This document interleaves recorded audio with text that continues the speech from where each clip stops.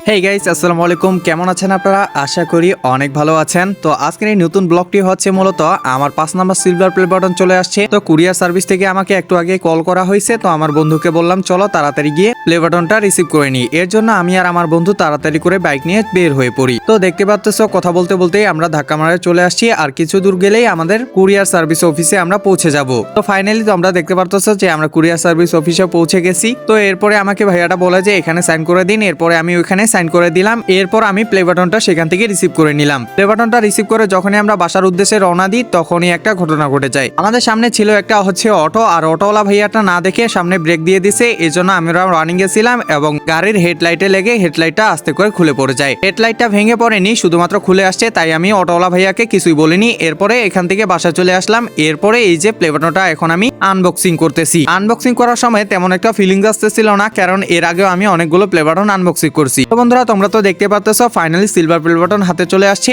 এই নিয়ে আমার কাছে সিলভার প্লে বাটন হলো 4টা, একটা আমি সেল করে দিছি। তো এই ভিডিওটা এই পর্যন্ত, ভালো থাকবেন, আসসালামু আলাইকুম।